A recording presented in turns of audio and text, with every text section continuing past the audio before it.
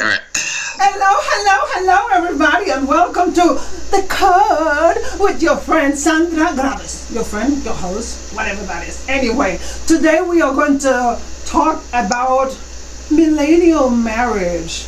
You know, we usually talk about millennial. There are people that are really entitled.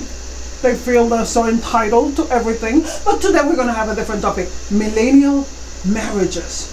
But before that, if you're an expert in a particular area, I want you to know that I would like to talk to you. And while I say that, I forgot to put on my mic. And I would like to talk to you, so please send me an email to info@envivoassociate.com. Again, info@envivoassociate.com. And his name is Justin J. Storm. His website is justinjstorm.com. As you can see in the bottom of this screen, and we're going to talk about millennial marriage. He is a coach, but instead of me trying to go, he is this, he's that, he is everything, well, I want him to say it himself. And you know what? I just find out he speaks Spanish too! Yeah! Para todos ustedes que hablan español, he speaks Spanish. So in the future, I am going to pressure him to be able to come speak to us in Spanish. So if you speak Spanish, stay tuned. Anyway, Justin, with you. Tell us, who is Justin Storm? That was an absolutely beautiful intro. I almost want you to introduce me because of the energy through which you communicate. That's awesome. So my name is Justin J. Storm. I'm happy to be here. A little bit about myself. So I have 5 kids. I'm married to a beautiful woman. Amen. And I am a life coach. More specifically, my practice is called Your Millennial Coach. And I love making meaningful differences in the life of the individual. That's my passion. That's my goal. And more specifically with the millennial. And so I'm so privileged, happy to be here with Sandra. Well, it is really perfect tema. Perfect subject for today, because you say you got 5 kids, a beautiful woman that you're still with, and we're going to talk about marriage. Perfect. So you must be an expert in this. So where do we begin? And what is it that you want to tell us about millennial marriage? Well, I can imagine that there's a number of people who are listening to this and going, millennial marriage? How is that different from any other marriage? And to a degree, they're right. There's commonalities, communication being the number one thing we need to focus on. So certainly there are commonalities across all marriages. But with a millennial marriage, there are some unique challenges that a millennial has in their life. The first being technology, and more specifically, social media. Ooh. It's at the heart of everything they do. Yes. And so when they're on social media, they're looking at the lives of other people, but they aren't looking at 100% of their lives. They're looking at 1 or 2% of their lives. Yes. And that 1 or 2% typically is the best 1 or 2%. So imagine immersing yourself in a world that you're seeing the best 1 or 2% of everybody, and you're fully aware of your 100%. And you're fully aware of your 100% with your companion. Yeah. And so when you look at and you're comparing yourself to the 1%, we have that different phrase in society, but when you're comparing that to the 1% that's out there, that changes how you feel about yourself. That changes how you feel about your spouse. And so when you think of millennials, they're just different in the way they communicate with the world and in the way they immerse themselves in that comparison factor. There's a saying that goes something like, comparison is the thief of joy. Yeah. And that's essentially what it does. So that's one factor that creates a unique dynamic in a millennial marriage. The second one being, millennials have more education than any other generation before them. Yeah. Unfortunately, they have a more expensive education than any other generation before them. That's true. And they have more master's degrees, doctorate degrees, and they're set on fulfilling their passion. And they are confused. Yes. So when you look at what they're going into the marriage with, it's typically with a lot of student debt. Yes. And we know that the top 2 or 3 reasons of why divorces occur and issues in marriage, finances are central to that. Yes. So not only are they comparing themselves to everybody else, the 1 or 2% that they can see, they are burdened with the debt of the student loans. So what do they have to do? They have to go and work harder. Both spouses have to work to pay the bills, the monthly expenses, as well as that debt, to get out of that debt. So when they start a marriage, they're starting at a significant disadvantage than previous generations when they engaged in their first marriage. Right. That's true. So that creates a whole different dynamic. So millennial marriage is different to a degree than other marriages out there. So you would say, what is the, I mean, like, yes, there's different, but what is the struggle that most of the millennial people are having right now? What is one of the biggest struggles that they are going through right now? So I would say for a millennial, their relationships.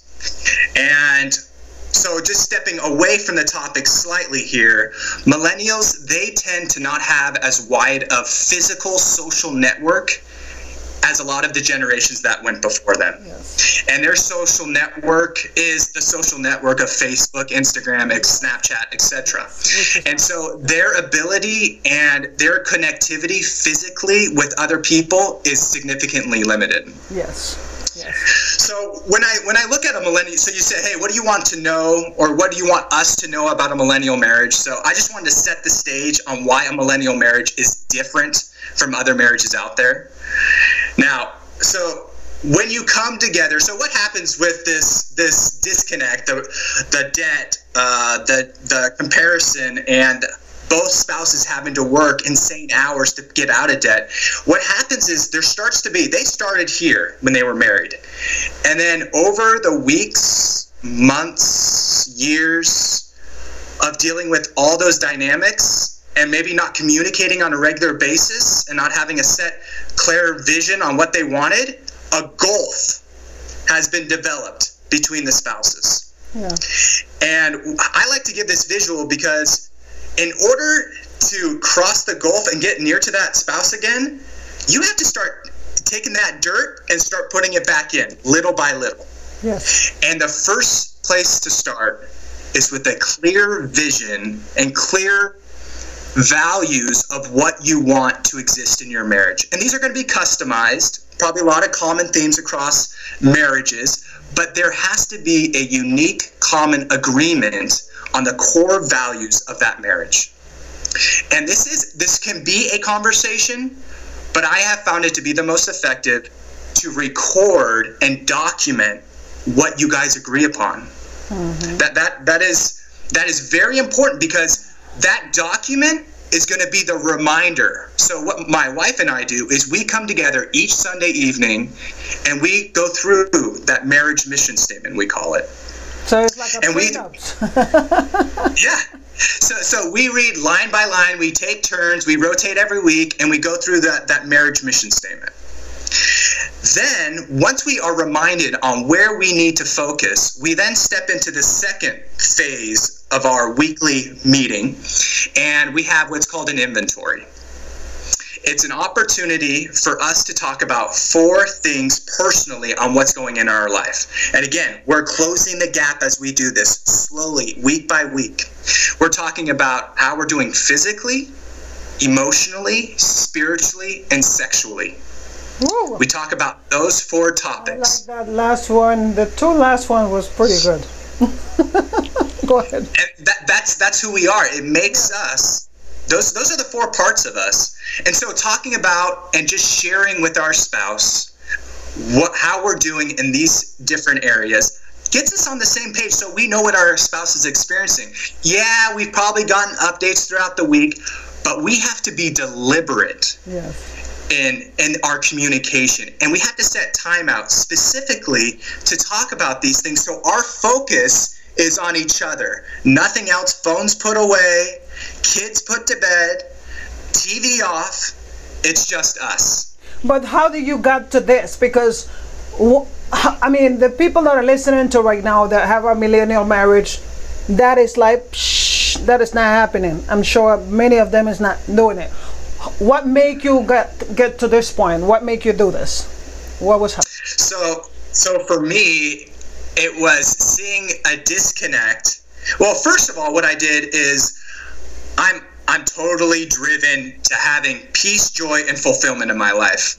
And having a personal mission statement, going back to the 7 habits of highly effective people, that's pretty basic, but super important to getting the life that you want. Being very clear on your core values, what you're about each day, each week, each month, and scheduling your life around that.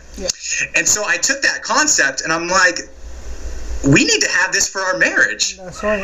And so I decided to apply it. And companies have it. But this is the most important relationship I have here on earth, is my marriage. So I asked my wife if she was down with it. So we discussed it, we documented it, and we put it together. So this is something that may be a little challenging for those who don't have a personal mission statement. But I want to make it very basic. It's just taking the things that are most important in your marriage and documenting them. Some examples could be... Before you give us the example, what we're going to do is we're going to take a break, and when we write back, then you will tell us what are those examples. Okay? Great.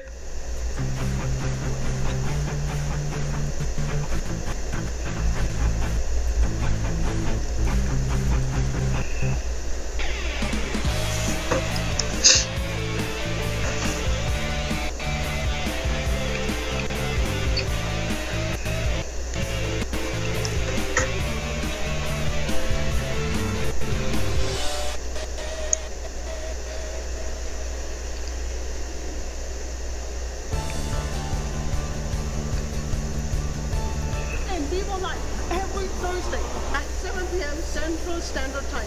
Don't forget, we're bringing you coaches, speakers, classes, and much more. We are here to help you grow. Don't forget, we are here every Thursday at 7 p.m. Central Standard Time.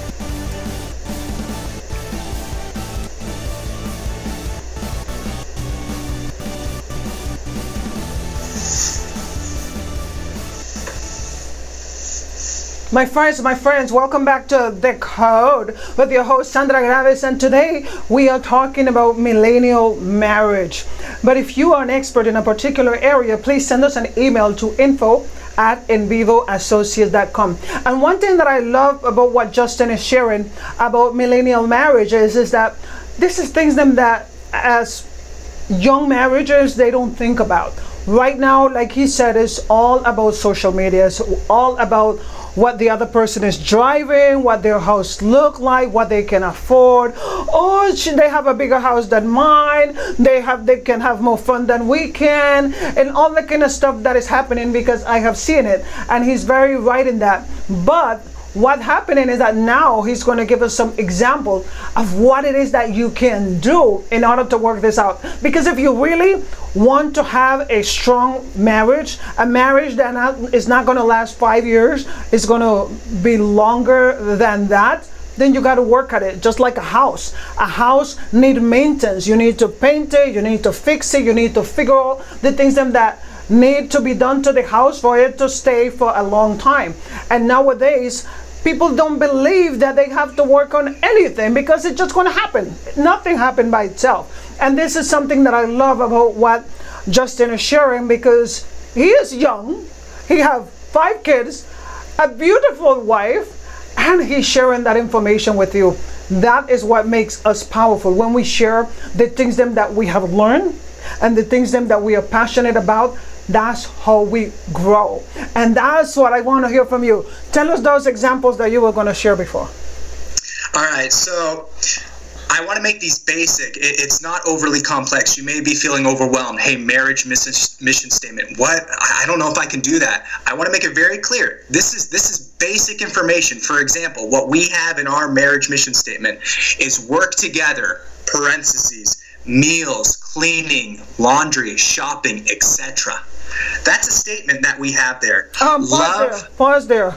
Macho man it is also for you. You can join the woman in the cleaning and in the taking care of the kids and the house.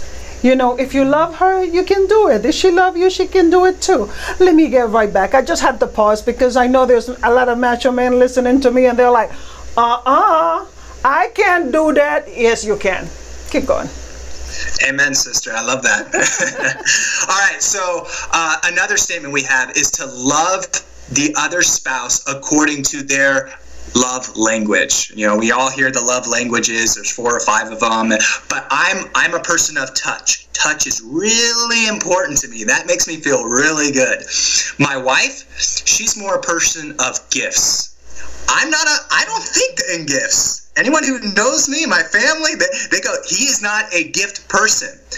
With my wife, I am slowly becoming a gift person. It's something that I have to think about deliberately to make that happen. But we love each other according to the way they receive love, not the way we receive love. So it's just 5, 10 statements that you and your spouse come up with together to agree upon that if we do these and we're living this in our marriage, we're going to have a healthy and happy home. And that's what we're searching for. So that's the second part. So it's coming together, being clear on your values, being clear on what's most important to you, then talking about and visiting each week on how you're doing in those 4 areas, physically, emotionally, spiritually, and sexually, talking about what's it like for you and what are you experiencing that past week. And last, this is where we share the things that we kind of don't want to share. They're a little sensitive, and we kind of put to the back because we're afraid of the response from the spouse. Yes. For example, let's say I leave on a Thursday morning and I forgot to give my spouse a kiss. That's something I typically do, but I was so rushed. I had to get to a meeting. I leave without giving her a kiss. That may have hurt her. And she may have gone, oh, this is so stupid, but that really hurt when he left without giving me a kiss. I had no idea. I didn't even give it a second thought. We come together on Sunday night, and she, at the end of her sharing, she says, Thursday morning when you left without giving me a kiss and without even saying goodbye, that really hurt my feelings. It made me feel unloved. It made me feel like I wasn't important to you. Now, my response is not, but you know I love you. What are you talking about? I've done this, and this. Yeah. That's our immediate reaction. That's how we want to respond. Yes. That's not how we respond. Exactly. We listen, making sure that the spouse has shared everything they need to share, and we go, got it. When I left without giving you a hug and kiss, without even saying goodbye, that made you feel unloved. You felt neglected. I will do better. I will make sure that I do that every morning this coming week. Very good. Very good. That's a small example of many things that will come up in a marriage. And if those little things aren't shared on a regular basis, what happens is that gulf keeps getting dug further and deeper and deeper if you don't address and continue to put dirt in there. And your marriage isn't going to be healed over a month. If you're really struggling, it's not going to be healed over 2 months. It has to be over months and years of this deliberate practice of coming together and communicating. And sometimes it just feels too overwhelming. And that's when people like me come into the picture to help facilitate and to focus and to, in a way, moderate that type of communication. And I'm a relationship coach, I'm a millennial coach, but one of the things I love most about what I do is seeing people come together, becoming vulnerable, humble, communicating, and just striving to do better. I like the magic word you said. That's one of the biggest gifts. You said the word humble. And that is one of the big destroyers of marriages, is the lack of humility. I know. I was divorced. This is my second marriage, so I can definitely tell you that is true. Because with me, in my first marriage, pride was the one who got me. I know I had to apologize for something, and I will not apologize because of me. I'm not gonna do that. I'm not gonna be less than him. I'm not gonna be submissive. I am not. No. It was all about me. And with the marriage that I have now, it is just amazing. Like I was telling him, every year I'm more in love with my husband because he taught me with his action, he taught me love. With his action, he taught me how to make changes. You don't say, you change this, you change, and the person patterns your change. That's what I learned. And then little by little, my pride went going down, down, down, down. And now I can tell you, God is still working on my humility, but I am more humble than I used to be. So I like that you mentioned humility there. Yeah, so humility and vulnerability are the two most powerful attributes you can develop in your marriage. I believe it. And you touched upon the humility, vulnerability, yes, and exposing yourself to these little things that may have hurt your feelings. That's hard to do. And for a lot of men, we are just as fragile as any female out there. I mean, at least I am, and I've seen it in others. But the persona that we put out there is that we're strong. We don't need as much sensitivity or love or whatever. But the reality is, the more vulnerable you can be in sharing and being in tune with your feelings, the more your spouse is going to melt in front of you going, oh, that's what I want. That's exactly what I want. And it's okay that you were hurt when I did this. yes. Hearing you say this and how it made you feel, okay, I can work with that. But if I have no idea what's going on and the little things that I'm doing that cause you to be closed, distant, upset, then how am I supposed to help you with anything if you're not communicating? Yeah. Being vulnerable for both man and woman in this weekly inventory is critical to help it being a satisfactory experience. And I want to touch upon one other thing. This weekly event that we have with our spouse is not supposed to take an hour. It's supposed to take 15 to 30 minutes. Okay? Now, some are going to be more verbal than others, so it might go a little bit longer. But what I want to caution all the millennials and anybody else listening to this message is that this is supposed to be a simple, practical exercise of communication, expressing ourselves, listening, validating, and moving on. It doesn't mean we need to figure everything out in this meeting, because what's going to happen is you're going to go the cycle, your old patterns are going to come out, and you're going to find yourself frustrated. Yes. Just understand, validate, listen, and then that's it. It doesn't need to be addressed anything more than that. And then you just try to make adjustments throughout the week. Don't spend a lot of time talking about how you were hurt either. Yes. Because you can communicate what you need to communicate within the 1 to 2 minutes. I promise you. It can be done. And then just let it be. Allow the spouse to respond briefly, and then you move on. Yes, I believe it's possible. If I can do it, you can do it. Because let me tell you, this is one prideful person. And vulnerability, the ones that he mentioned, oh, that was so hard. Like, really? Are you judging me now? Do I have to explain myself to you now? Like, all of that was in my head while my husband is telling me something about his feelings or whatever. Because as you might think, women, men do have feelings. We act like if they don't, like if they're this tough man. No, they are tough when they need to be, because that's what we like. But they're also sensitive. They also have feelings. They have a heart just like you and me. And when we are going to talk with them, you just need to put your hand back, and sometimes you just have to listen, hold your pride, and just listen. Even if it's hard, just listen. And you know what? It makes your relationship better. I never thought I would be talking to you about this now, but it does make it better. Vulnerability and humility. I totally agree with Justin. 100%. ¿Verdad, Justin?